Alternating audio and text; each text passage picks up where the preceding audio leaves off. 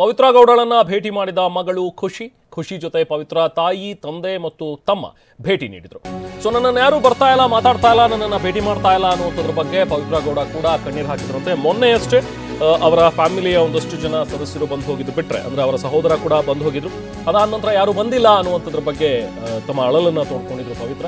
So ಈಗ ಪವಿತ್ರಳನ್ನು ನೋಡೋದಕ್ಕೆ ಆಕೆಯ ಮಗಳು ಕೂಡ ಬಂದಿದ್ದಾರೆ. ನಿನ್ನೆ ಫೋನ್ನಲ್ಲಿ ಕೇಳಿದಂಥ ವಸ್ತುಗಳನ್ನು ತಂದು ಕೊಟ್ಟಿದ್ದಾರೆ ಅವರ ಪೋಷಕರು. ಬ್ಯಾಗ್ನಲ್ಲಿ ಒಂದು ಬಟ್ಟೆ, ಮೇಕಪ್ ಸೆಟ್, ಅದನ್ನೆಲ್ಲವನ್ನು ಕೂಡ ತಂದಿದ್ದಾರೆ ಅನ್ನುವಂಥದ್ರ ಬಗ್ಗೆ ಸಿಕ್ಕಿರುವಂಥ ಮಾಹಿತಿ.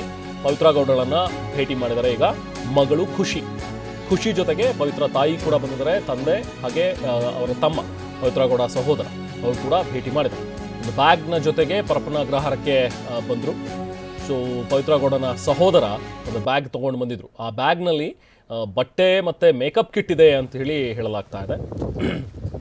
ಪವಿತ್ರ ಗೌಡ ತಾಯಿ ಮತ್ತು ಪವಿತ್ರ ಗೌಡ ಮಗಳು ಅವರು ಕೂಡ ಇವತ್ತು ಪರಪ್ಪನ ಅಗ್ರಹಾರಕ್ಕೆ ಬಂದು ಭೇಟಿ ಮಾಡಿದ್ದಾರೆ ಪವಿತ್ರ ಗೌಡರನ್ನ.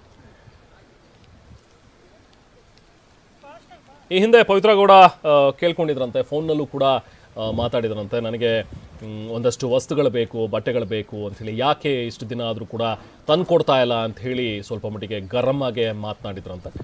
ಸೊ ಅದಕ್ಕೆ ಈಗ ಆಕೆಯ ಪೋಷಕರು ಬಂದಿದ್ದರು.